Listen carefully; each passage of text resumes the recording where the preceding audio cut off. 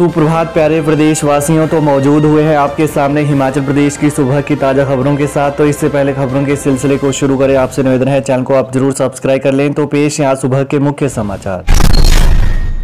हिमाचल में चिनाब में 36, रावी में 54 और सतलुज बेसिन में 27% घटी बर्फ की चादर। जलवायु परिवर्तन से मैदानी क्षेत्रों के मुकाबले पहाड़ी क्षेत्रों में तापमान में बढ़ोतरी होने से ग्लेशियर पिघल रहे हैं। बर्फबारी के पैटर्न में भी बदलाव आया है।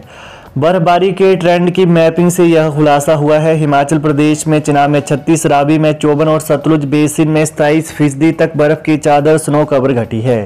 Himachal Pradesh council for state technology and environment के संरक्षण में काम करने वाले state centre of climate change की ओर से किए गए एक आकलन में यह खुलासा हुआ है।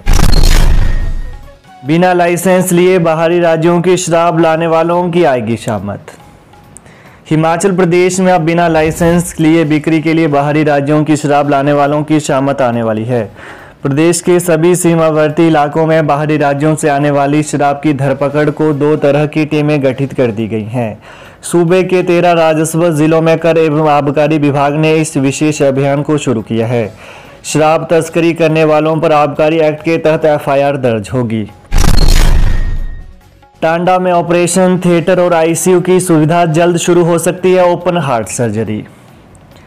IGMC शिमला के बाद अब टांडा मेडिकल कॉलेज में ओपन हार्ट सर्जरी शुरू होने की उम्मीद बढ़ गई है। ओपन हार्ट सर्जरी करने के लिए यहां ऑपरेशन थिएटर ICU की पर्याप्त सुविधा है। 25 से 30 रुपए की जो आधारभूत सुविधाएं सर्जरी के दौरान तुरंत चाहिए, वे जल्द खरीदने के आदेश जारी किए जाएंगे। वहीं IGMC और अटल सुपर स्पेशलिटी आयुर्विज्ञान संस्थान चमयान के 3 डॉक्टर और ज्वाइंट डायरेक्टर बीते दिन निरीक्षण के लिए यहां गए थे। निरीक्षण पूरा करने के बाद टीम शिमला लौट आई है। ऐसे में अब ओपन हार्ट सर्जरी शुरू करने संबंधी टीम अपनी रिपोर्ट स्वास्थ्य सचिव M सुधा देवी को सौंपेगी। वहीं करीब 4 से 5 दिन में यह रिपोर्ट सरकार को पहुंच जाएगी। सप्ताह भर से पीने के पानी की टोनी देवी में विकराल समस्या। राष्ट्रीय राजमार्ग हमीरपुर से अवाहा देवी के निर्माण कार्य के चलते पेयजल पाइपलाइनों को क्षतिग्रस्त कर दिया गया है। इससे एक सप्ताह से भी अधिक समय से क्षेत्र में पानी के लिए हाहाकार की स्थिति पैदा हो गई है। लेकिन सड़क निर्माण कंपनी बेपरवाह होकर लोगों की समस्याओं को नजरअंदाज कर रही है। ग्राम पंचायत बारी के प्रधान रविंद्र ठाकुर, टपरे पंचायत के प्रधान दीवान चंद के साथ ही स्थानीय ग्रामीणों रोशनलाल, बलवंत सिंह, सुरेश कुमार और अन्य ने कहा कि सड़क निर्माण के कार्य के चलते कई स्थानों से पेयजल पाइपलाइन क्षतिग्रस्त हो गई हैं तथा इसे जोड़ने का कार्य समय पर नहीं किया जा रहा है। इससे 2 दर्जन से अधिक गाँव में पेयजल के लिए हाहाकार की स्थिति पैदा हो गई है। टोनी देवी, छतरैल, टपरे, बसंतपुर, दरकोटी, चाहड़, महाड़े, बारी, बग्गी कोटी गांव इस समय सबसे ज्यादा प्रभावित हैं। बता दें कि गर्मियों का मौसम होने के कारण स्थिति और विकट हो गई है। मरीजों को राहत। IGMC में हफ्ते में शुरू होंगी 2 मुख्य लिफ्टें। IGMC के न्यू OPD ब्लॉक में आग की घटना के बाद से बंद पड़ी 2 मुख्य लिफ्टें अगले हफ्ते तक शुरू हो सकती हैं। इससे मरीजों और तीमारदारों को बड़ी राहत मिलेगी। अस्पताल प्रबंधन ने इसको लेकर टेंडर कर दिया है। वहीं टेंडर के खुलने के बाद कंपनी काम करना शुरू कर देगी। वहीं 1 सप्ताह के भीतर पैनल को ठीक करने का काम पूरा करके उसे चालू कर देगी। वहीं IGMC के वरिष्ठ चिकित्सा अधीक्षक डॉक्टर राहुल राव ने इसकी पुष्टि की है। सरकार से मंजूरी का इंतजार, जल्द होगी FIR। पेपर लीक मामले में 3 पोस्ट कोड में मांगी है अनुमति। कर्मचारी चयन आयोग के पेपर लीक मामले में विजिलेंस जल्द ही और FIR दर्ज करेगी। विजिलेंस की SIT अभी कई पोस्ट कोड की परीक्षाओं की जांच कर रही है। JOIT पेपर लीक मामले में विजिलेंस 3 पोस्ट कोड की परीक्षाओं में सरकार से अनुमति मिलने के इंतजार में है। हिमाचल प्रदेश सरकार से अनुमति मिलते ही विजिलेंस JOIT 817 JE सिविल और असिस्टेंट सुपरिटेंडेंट जेल के पोस्ट में FIR दर्ज करेगी। विजिलेंस इन 3 पोस्ट कोड की परीक्षा में FIR दर्ज करने के लिए अनुमति मांगी है। गला घोंटकर की थी साधु की हत्या। भराड़ी पुलिस ने राजस्थान से पकड़ा आरोपी, पूछताछ में कबूला जुर्म। पुलिस थाना भराड़ी के तहत पटेर ग्राम पंचायत क्षेत्र में गत 18 मई को साधु की हत्या के मामले में पुलिस ने आरोपी को गिरफ्तार कर लिया है। उसे राजस्थान से गिरफ्तार किया गया है। आरोपी 30 वर्षीय युवक उत्तर प्रदेश के मुजफ्फरनगर का रहने वाला है। उसने अपना जुर्म कबूल कर लिया है। वहीं उसे आज अदालत में पेश किया जाएगा। डीएसपी घुमारवी चंद्रपाल ने बताया कि 18 मई को पटेल पंचायत क्षेत्र में सड़क के साथ सटी झाड़ियों में कंबल, बोरी व चादर के साथ लिपटा महंत नागा बाबा रुद्रगिरी का शव बरामद हुआ था, जिस पर पुलिस थाना भराड़ी से टीम भेजी गई थी, जिसमें सहायक उप निरीक्षक संजय, लखनपाल, सुनील, नीरज व संजीव शामिल थे।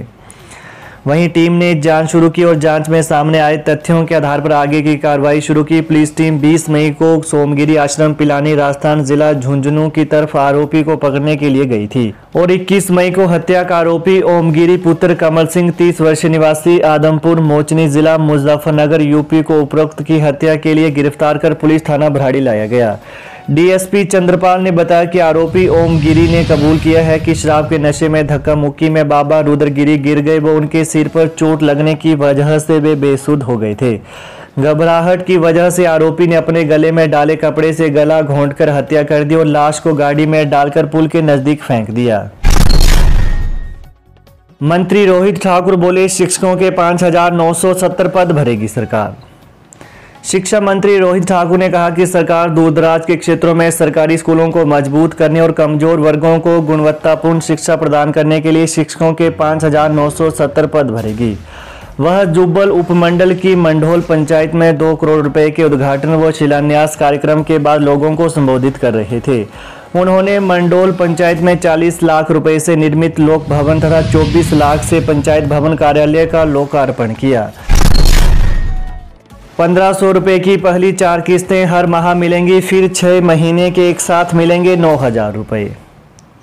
हिमाचल प्रदेश सरकार ने लाहौल स्पीति जिला के स्पीति क्षेत्र की महिलाओं को प्रति माह 1,500 रुपए देने वाली इंदिरा गांधी महिला सम्मान निधि योजना अधिसूचित कर दी है। स्पीति क्षेत्र की पात्र महिलाओं को 1,500 रुपए की पहली 4 किस्तें हर माह मिलेंगी, फिर 6 माह के एक साथ 9,000 रुपए मिलेंगे। 1 जून से योजना का लाभ मिलना शुरू होगा। सितंबर तक 1,500 रुपए की राशि प्रति माह बैंक या डाकघर के खाते में दी जाएगी। इसके बाद छमाही आधार पर पैसा दिया जाएगा। ओपीएस बहाल नहीं होने पर भड़के बिजली बोर्ड कर्मचारी, 25 मई को करेंगे प्रदर्शन। बिजली बोर्ड में पुरानी पेंशन बहाल नहीं होने पर कर्मचारी भड़क गए हैं। 25 मई को बोर्ड मुख्यालय कुमार हाउस शिमला में प्रदर्शन करने की चेतावनी दी गई है।